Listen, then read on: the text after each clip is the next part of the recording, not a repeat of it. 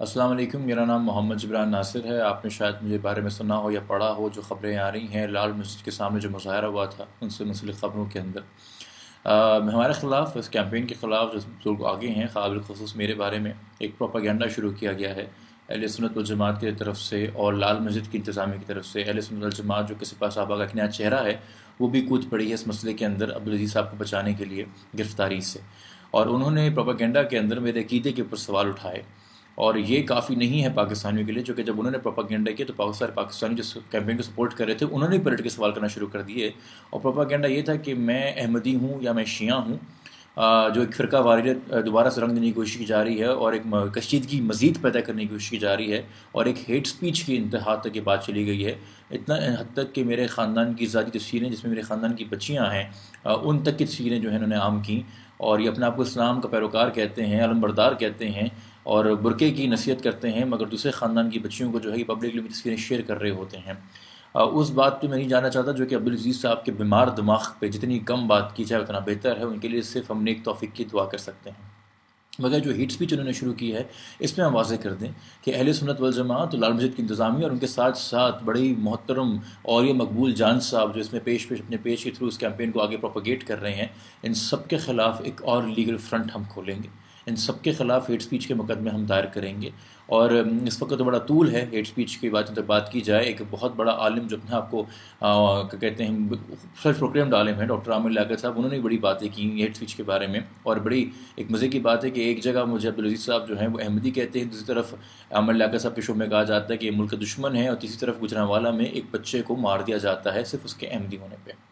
تو جب یہ بات ہوئی اور یہ گجرانوالہ کی ڈیتھ سامنے آئی تو میرے والدین بھی چونک گئے اور ڈر گئے، اور انہوں نے کہا تمہارا بھی کہیں ڈیتھ وارنٹ نہ نکل گیا ہو۔ یہ ممتاز قادری کو یولوجائز کرتے ہیں، ممتاز قادری کو جو ہے کہ اس وقت بڑے شان میں قصیدے پڑھے جا رہے ہیں اس وقت، اور مجھے جو ہے اس وقت بار بار مرزئی کہا جا رہا ہے، اور لوگوں کو اکسایا جا رہا ہے کہ وہ بھی جہاں بیٹھے ہوئے ہیں وہ ممتاز قادری بنے اور مجھے بھی آ کے کہیں نہ کہیں مار دیں۔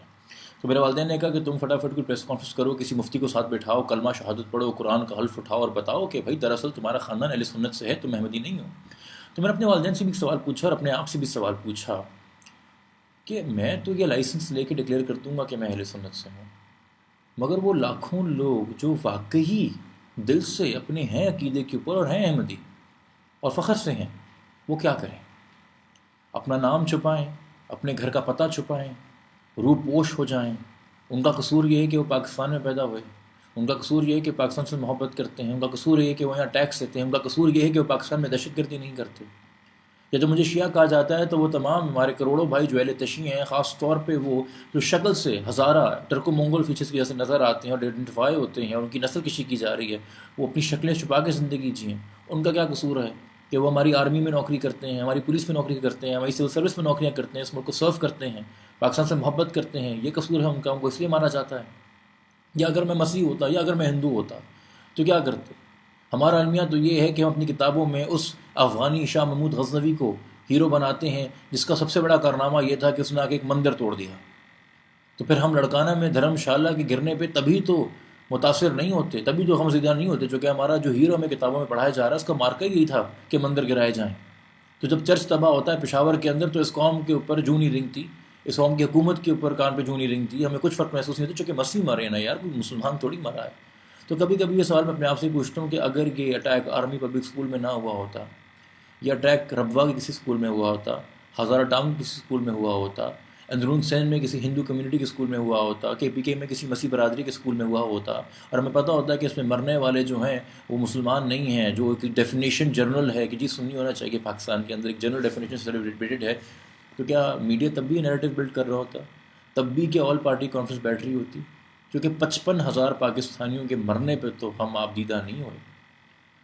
سلمان تاثیر کے مرنے پہ تو ہم سے گالیاں دی، ہم نے یہ نہیں سوچا کہ اگر اپنی ریسنٹ ہسٹری دیکھیں تو کوئی ہے ایسا سیاستدان جو کہ گورنر ہو، کروڑ پتی بھی ہو، تمام آسائشیں حاصل ہوں، اور ایک ایسی عورت کے لیے جس سے اس کا کوئی تعلق نہیں، جو اس کے مذہب کی بھی نہیں، اس کے خاندان کی بھی نہیں، اس ایسے ایک کاز کے لیے جس سے اس کی زندگی پہ فرق نہیں پڑتا، جو کہ خود تو مسیح نہیں تھا نا، اگر بلاسفیمی لاء کی بات کریں تو سلمان تاثیر صاحب کیوں کھڑے ہو گئے ایک کاز کے لیے جان دینے کے لیے؟ کوئی ایسی مثال ملتی ہے ہمیں پچھلے، اگر ہم چند سال ریسنٹ ہسٹری لا کے دیکھیں؟ جب راشد رحمان جنید رحمان کو بچاتے ہوئے، جو کہ بلاسفیمی اکیوزڈ ہے، بلاسفیمی پروو نہیں ہوئی، ملتان میں شہید ہو جاتا ہے، ہم شور نہیں مچاتے۔ جب ایک پاکستانی امریکن ڈاکٹر یہاں پہ آ کے چھٹی لے کے اپنی نوکری سے، اور وہاں پہ اچھے پیسے کماتا ہے امریکہ میں، مگر یہاں چھٹی لے کے آتا ہے فیصل آباد ربوہ کے اندر تاکہ لوگوں کا سستا علاج کر سکے دل کا، اس کو آپ شہید کر دیتے ہیں، اس کی بیوی اور 2 سال کے بچے کے سامنے اس کے سینے میں آپ 11 گولیاں ڈالتے ہیں، تو پاکستانی ڈاکٹر مہدی علی کے بارے میں بات نہیں کرتا، جو کہ مرنے والا تو ایک احمدی تھا۔ اس طرح ہمیں کتنے ہی اگزامپلس ملیں گے۔ شہباز بھٹی، نام ہم لیتے جائیں گے، 55,000 نام گنواتے گنواتے عمر نکل جائے گی میری، مگر نہیں، کیونکہ آرمی پبلک اسکول تھا۔ جب مدرسوں کے اوپر ڈرون گرتے رہے اور مدرسوں کے بچے مرتے رہے، تب بھی ہم نے کہا یار کوئی نہیں طالب مرا، خوشی مناؤ۔ کیوں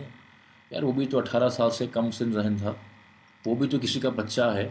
اس کو ہم کیوں ایکسپلائٹ ہونے دیتے ہیں؟ کیوں ہم اپنے مسجد و مدرسے آزاد نہیں کراتے؟ کیوں ہم ان لوگوں کے، ان بیمار ذہنوں کے، جو مسجدوں کو اور مدرسوں کو اپنی پرائیویٹ پراپرٹی بنا کے بیٹھے ہیں؟ سعودیہ عرب تک کے اندر، مدینہ اور مکہ میں جا کے کوئی اپنی پرائیویٹ مسجد بنا کے دکھا دے، مگر ہمارے ملک میں لوگوں نے پرائیویٹ پراپرٹیز بنا دی ہیں۔ اور جو غلط بیان مجھ سے منسلک کیا گیا کہ میں نے کہا ہے کہ مسجد دکان ہے، استغفر اللہ، میں نے کبھی نہیں بولا، مگر افسوس کے ساتھ کہنا پڑتا ہے کہ مولانا عبدالعزیز جیسے لوگ مسجدوں کو اپنی ذاتی دکان بنا رہے ہیں، جس پہ وہ اپنا ایجنڈا بیچتے ہیں، جس پہ وہ اپنا ظلم بیچتے ہیں۔ اور یہ وہ آدمی ہے جس نے 2006-07 میں جب آپریشن ہوا تو اس نے قبول کیا کہ ان کی زوجہ نے جامعہ حفظہ کی بچیوں کو بولا کہ قربانی کا وقت ہے بیٹا، ابھی مت جاؤ، ابھی اندر رہو، اور خود برقع پہن کے یہ مسجد سے باہر آیا۔ تو اس نے اپنی اس بزدلانہ حرکت کو، اپنی فرار کو، ٹی وی پہ جب سوال پوچھا گیا کہ تم نے یہ بزدلی کا ثبوت کیوں دیا جبکہ تم بچوں کو کہہ رہے تھے کہ میدان جنگ میں کھڑے رہو، تو اس نے اپنی اس بزدلی کو کہ جو بڑکے کی آڑ میں چھپ کے بھاگا تھا، نبی پاک صلی اللہ علیہ وسلم کی ہجرت سے تشبیہ دی۔ اور ہم اس کو اب بھی ممبر پہ برداشت کر کے دعوت دیتے ہیں اور کہتے ہیں کہ آ کے ہماری رہنمائی کریں، اور یہ اب بھی کہتا ہے کہ میں گرفتاری نہیں دوں گا، اور جب بھی کہتا ہے میں گرفتاری نہیں دوں گا، یہ پاکستان کی عدلیہ، پاکستان کی حکومت، پاکستان کی پارلیمنٹ کے منہ پہ تھپڑ مارتا ہے۔ یہ کہتا ہے کہ جو بگاڑنا بگاڑ لو، میں قربانی نہیں دوں گا، اور کہتا ہے کہ میرے مدرسے کے بچے مجھے ڈیفینڈ کریں گے، تو پھر یہ اپنے مدرسے کے بچوں کو آگے کر رہا ہے۔ یہ وہ انسان ہے جو جامعہ حفظہ کی بچیوں کو کہتا ہے کہ آئسس سے، داعش سے جا کے دوستی کرو، ایلیجنس کرو، ڈکلیریشن دو کہ ہم تمہارے ساتھ ہیں۔ سیریا میں، عراق میں پورے داعش کی ایک عورت سولجر یا کمانڈر نہیں ہے۔ اگر عورتوں کا استعمال داعش نے آج تک یا آئسس نے کیا ہے تو غلط استعمال کیا ہے، سیکس جہاد کے لیے کیا ہے۔ کیا ہم اس وقت اس چیز کے متحمل ہو سکتے ہیں کہ میرے ملک کے کیپٹل میں، اسلام آباد میں، دارالحکومت میں بیٹھ کے، جہاں پارلیمنٹ اور تمام یہ ادارے ہیں، وہاں سے خدا نخواستہ کوئی ایسا سکینڈل نکلے کہ ملزم عبدالعزیز جیسے لوگ آئسس سے ایلیجنس کر رہے تھے، تو ہماری ہزاروں بچیاں، ہماری ہزاروں بہنیں جو جامعہ حفظہ علم حاصل کرنے گئی تھیں اس نیت سے کہ قرآن کے علم حاصل کرنے دیں گی، ان کو خدا نخواستہ کسی غلط کام میں نہ استعمال کیا جائے، غلط راہ پہ نہ راغب کیا جا رہا ہو، چونکہ آئسس کی کوئی عورت کی سولجرس کی ہسٹری نہیں ہے۔ وہ عورتوں کو جنگ لڑنے کے لیے استعمال نہیں کرتے، وہ عورتوں کو سیکس جہاد کے لیے استعمال کرتے، جن کا اپنا ایک بنایا ہوا نوشن ہے۔ تو ان ہزاروں والدین سے جن کی بچیاں جامعہ حفظہ میں پڑھ رہی ہیں، کیا وہ بھی اس چیز کا تقاضا کر رہے ہیں کہ کس ڈینجر کے اندر، کس خطرے کے اندر ان کی بچیاں اس وقت گرنے والی ہیں؟ اور کیا ہماری سیکیورٹی ایجنسیز اور ہماری حکومت اس چیز کا اندازہ کر رہی ہے؟ یہ باتیں جا کے ہم نے خود وزیر اطلاعات جو آپ کے وفاقی ہیں پریس صاحب، ان کے سامنے بتائیں، ان کو یہ بھی بتائیے کہ جو ہیٹ سپیچ کا پروپیگنڈا ہمارے خلاف کیا جا رہا ہے، ان کو یہ داعش والی بات بھی بتائیے، اور وہ بھی ہم ان کا انتظار کر رہے ہیں کہ وہ ایکشن لے لے، جس طرح ہم پوری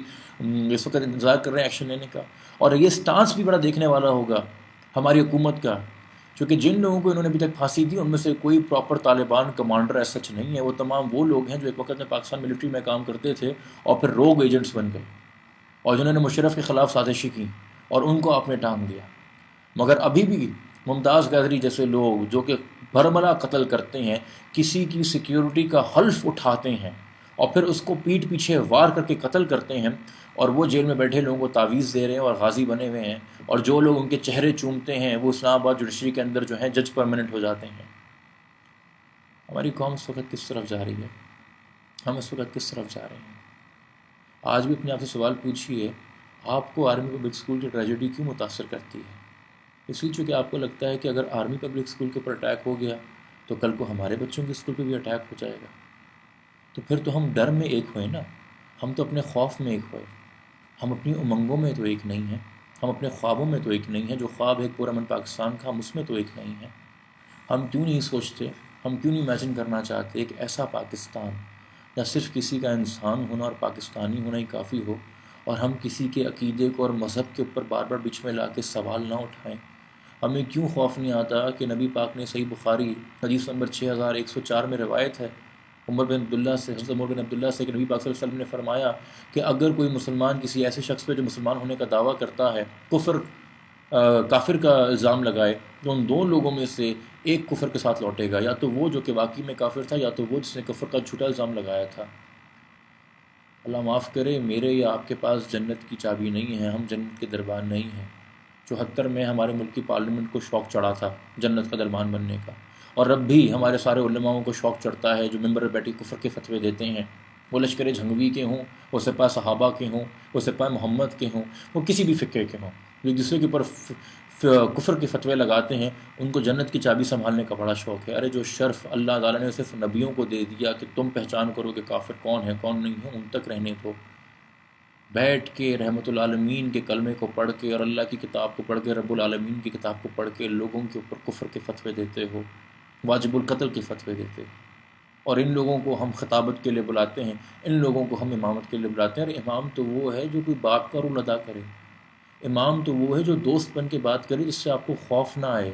جس سے آپ اپنے مسئلے حل کر سکیں، سوال کر سکیں۔ اور سوال کرنا تو اچھی بات ہے، اختلاف میں برکت ہے، یہ تو خود نبی پاک نے فرمایا۔ اختلاف میں برکت، ڈفرینس اوپینین تو ہوتی ہے، اور ہم تو ڈرتے ہیں اپنے امام سے کہ ہم کوئی سوال پوچھیں گے الٹا ہم پہ کفر کا فتویٰ نہ لگا دے۔ یہ کیسی مسجد ہے؟ یہاں کیسا اسلام پڑھایا جا رہا ہے؟ ہم کس دین کی بات کر رہے ہیں؟ اور جو لوگ ہمیں کہتے ہیں کہ ہم کیوں کھڑے ہو گئے لال مسجد کے باہر، ہمارے پاس کوئی سیکیورٹی نہیں ہے، کوئی پروٹوکول نہیں، کہ ہمیں ڈر نہیں لگتا؟ لگتا ہے بھائی، طالبان سے نہیں لگتا، مرنے سے نہیں لگتا، مگر ہاں اپنوں کو کھونے سے لگتا ہے۔ اس کیمپین میں میرے ساتھ ایک جانب کھڑے ہوتا ہے شان تاثیر، اس کی بیوی ہے اور چند ماہ کا ننھا بچہ ہے، چند ماہ کا، سال کا بھی نہیں۔ اس بچے کو یہ نہیں پتا کہ اس کا نام کیا ہے، وہ اتنا چھوٹا ہے۔ شان کو اس کو کھونے کا ڈر ہے۔ میرے ساتھ ایک اور لڑکا کھڑا ہوتا ہے اویس، جو 23 سال کا وکیل ہے، اس کو جس کو اپنی ماں کا سہارا ہے، اس کو اپنی ماں کو کھونے کا ڈر ہے۔ ایک اور خاتون آتی ہیں، ہزارہ فاطمہ نام ہے ان کا، وہ اپنے 2 بچوں کو گھر چھوڑ کے آتی ہیں جب مظاہروں کے اندر آتی ہیں، ان تمام تھریٹس کے باوجود ان کو اپنے بچوں کو کھونے کا ڈر ہے۔ مگر ساتھ ساتھ ہمیں یہ بھی تقاضا کہ پورا پاکستان ہمارا خاندان ہے، اور ہمیں کسی بھی مزید پاکستانی کو دہشت گردی میں کھونے کا ڈر ہے۔ ہم نہیں چاہتے کہ ہم جس ایسے ملک میں رہیں کہ جہاں ہم بچوں کو اسکول بھیجیں تو ہمیں یہ خوف ہو کہ جب چھٹی کا وقت ہو اور ہمیں کال آئے کہ بچوں کو آ کے لے لیں، تو ساتھ میں یہ جملہ بھی ہو کہ بچوں کا جنازہ آ کے اٹھا لیں۔ ہمیں اس چیز سے بھی خوف آتا ہے، اور ہم اپنی ان امنگوں میں اور اپنے ان خوابوں میں ایک ہونا چاہتے ہیں کہ ایک امن پسند ملک ہو، ایک ایسا ملک ہو جو واقعی اس ملک کے بانی قائد اعظم محمد علی جناح نے سوچا تھا، جہاں ہم مذہب اور عقیدے کے نام کے اوپر لوگوں کی گردنیں نہ کاٹیں، ہم جہاں پہ اپنے ڈائیورسٹی کو سیلیبریٹ کریں، اپنے ڈفرینسز کو کنڈیم کریں، ان ڈفرینسز کی بنیاد کے اوپر ڈسکرمنیٹ نہ کریں۔ اور وہ تمام لوگ